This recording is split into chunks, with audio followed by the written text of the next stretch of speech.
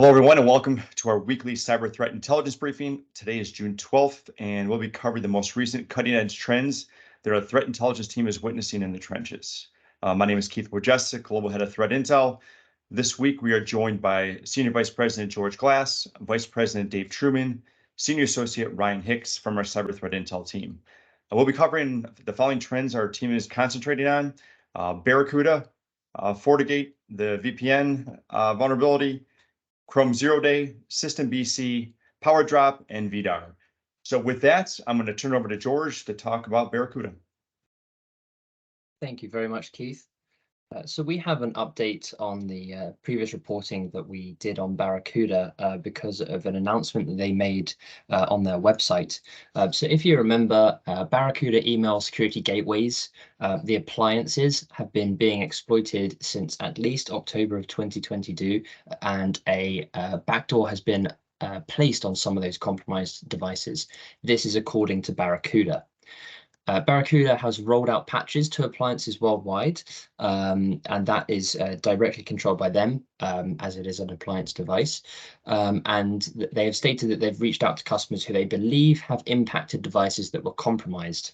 However, there was an update on their website, and it can be a little bit unclear, but they explicitly say that impacted email security gateway appliances must be immediately replaced, regardless of patch version level and whether or not the automated updates have been applied to that appliance. Now, being an appliance, those are notoriously hard to monitor and actually perform remediation action on as well. So our advice to clients that are running Barracuda is to immediately email them at support@barracuda.com and arrange a replacement of the entire appliance. And that's the update for Barracuda. Next up, we have a breaking vulnerability in FortiGate Firewall, the SSL VPN component.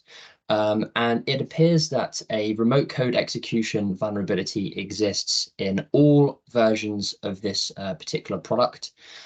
So as a way of a timeline, on the 10th of June, a patch was released by Fortinet to the versions that you can see on your screen there. And over the weekend, on the 11th of June, security researchers that discovered the vulnerability disclosed that they had reported that, and that it was in fact an unauthenticated remote code execution. It also appears that this particular vulnerability allows the threat actor to bypass multi-factor authentication as well. And as we know, all of these Fortinet appliances are highly attractive targets for threat actors for initial access. So our advice and recommendation is to immediately install patches to the version numbers that you can see on your screen there. And we will be covering this as we get more technical details, which we are expecting tomorrow on the 13th of June. So we'll be keeping everyone updated on that. Final vulnerability from me today is a Chrome 0-Day that has been exploited in the wild. I want to make this clear. This is a Chromium 0-Day. It directly affects Chrome, and Chrome has mitigated this vulnerability. So for affected users, all you need to do is reboot Chrome, and it should update. This also exists in Chromium, and so other Chromium-based browsers may well be affected, and we're waiting for vendors to confirm that. This is another type confusion in the V8 JavaScript engine that exists in Google Chrome and a number of other Chromium browsers. And the Google Threat Analysis Group, or TAG, investigated in the wild attacks and discovered and internally reported this vulnerability. They rate the security level as high, but they did not provide any more technical details on the specifics of the in-the-wild exploitation or how the vulnerability actually works. So for users of Chrome, we recommend a quick reboot of your browser to install those patches, and for other Chromium-based browser users, await further communication from the vendor themselves. And that's all for me. I will hand back over to Keith. Thank you very much. Thanks, George. Really appreciate it. I'm gonna turn it to Dave, who's going to talk about the SYSTEMBC. Dave. Thank you.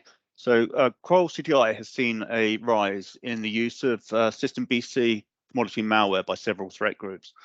The key functionality of a Step 5 proxy allows the actor a level of access to the network almost as seamlessly as if they were directly connected. It is useful both as a main entry point or left behind as a backdoor in case the primary access method has been discovered and mitigated. SYSTEMBC can have its capabilities expanded on the fly, either with use of common Windows scripting languages like Visual Basic, PowerShell, or Bash scripts, or with native code in the forms of EXEs, DLLs, and shellcode. In the case of DLLs and shellcode, these are loaded directly into memory and never touch the disk, which lowers the risk of detections and makes forensic analysis harder.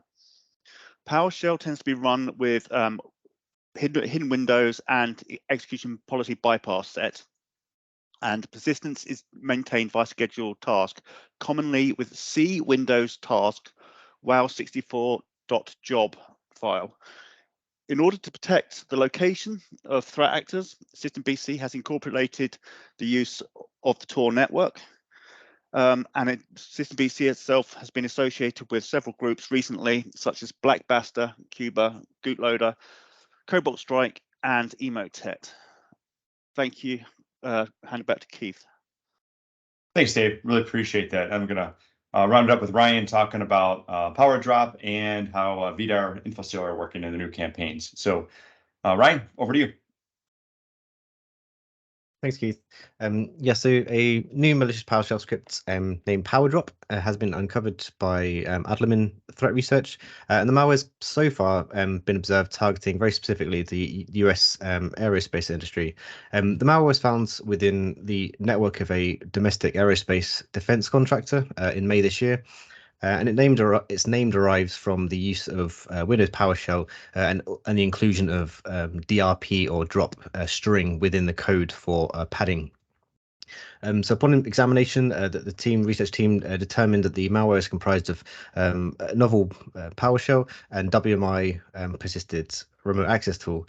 Notably, the malware employs ICMP echo request messages as triggers for its command and control, as well as ICMP ping for data exfil.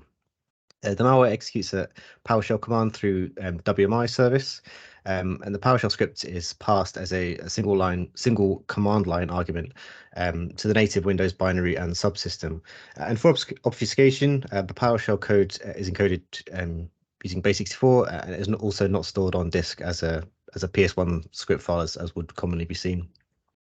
As during the initial installation of PowerDrop implant, the malware creates registrations for WMI event filters and WMI event consumers. And these registrations are established by the wimic.exe command line tool and also executed through that same tool.